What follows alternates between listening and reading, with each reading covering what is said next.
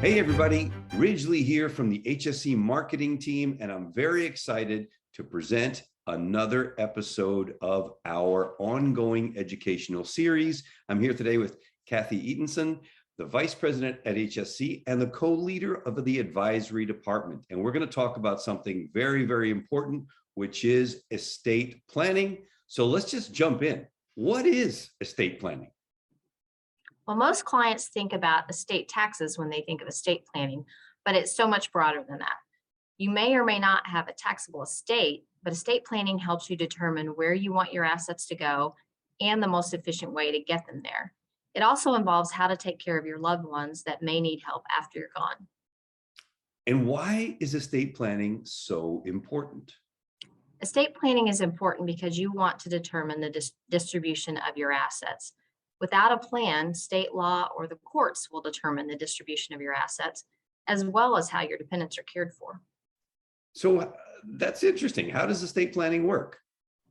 Well, we typically start with a series of questions to get an understanding of you, your family, and any special needs or considerations for the family, and then we get an inventory of your assets.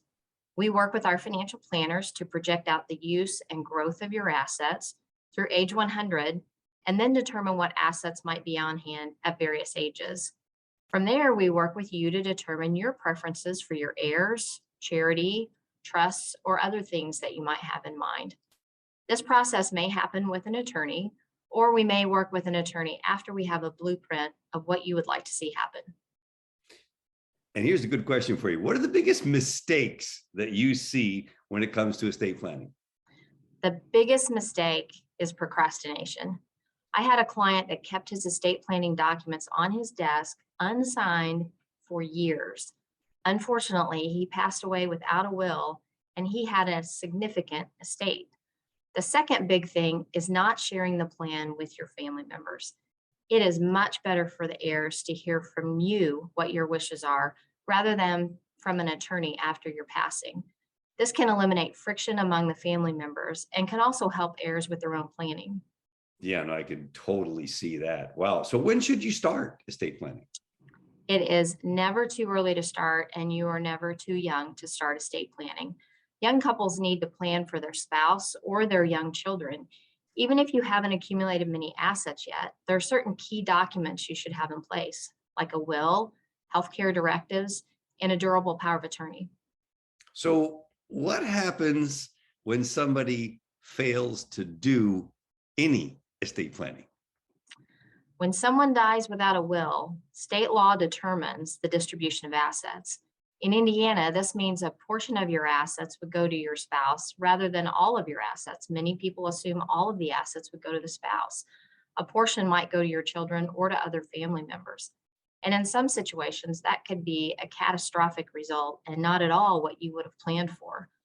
For someone with a taxable estate, it could also result in them paying unnecessary taxes or expenses that could have been avoided. And I can see that for sure. Now, why is having an experienced advisor or a team of advisors so critical to the entire estate planning process? Well, an experienced team of advisors should result in a more comprehensive and technically sound plan. The team should include, of course, your CPA, a financial planner, an attorney, and possibly an insurance provider, depending on your particular plan. Now, is estate planning the same thing as exit planning? While estate planning and exit planning are very different, but usually go hand in hand. Exit planning refers to planning around exiting a business. This can involve selling the business, transferring the business to heirs, or a combination of the above. These decisions have a direct impact on the estate plan and vice versa. We are so fortunate to have financial planners that help with projections through retirement, and that retirement planning feeds into the exit planning, and that feeds into the estate planning. It really is very hand in glove. So does Hardeningssumansky have a particular methodology for estate planning? We do. After the initial interviews mentioned above, we work with financial planners to do the projections on current assets.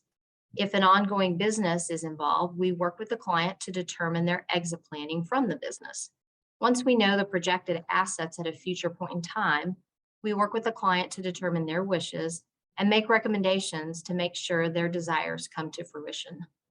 Most people aren't familiar with how trusts work, but oftentimes trusts meet many of the goals. We'll collaborate with the client's attorney to have documents drafted to achieve the goals. So what can a company or an individual expect from Harding-Shymanski through doing the estate planning? Mostly peace of mind. It Mm. is a pleasure to see the relief a client feels when their financial affairs are in order. The plans are living documents, and of course, they change over time, but just the initial satisfaction of having plans in place is very comforting.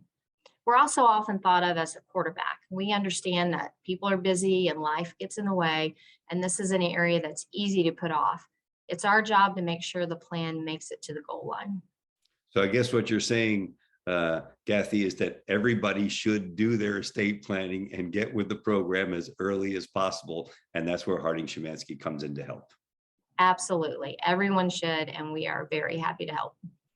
Well, thank you so much for sharing that with us. We much appreciate it. And again, when you're ready, which is now, call us and we can talk about estate planning. Thank you so much. Thank you. Yep.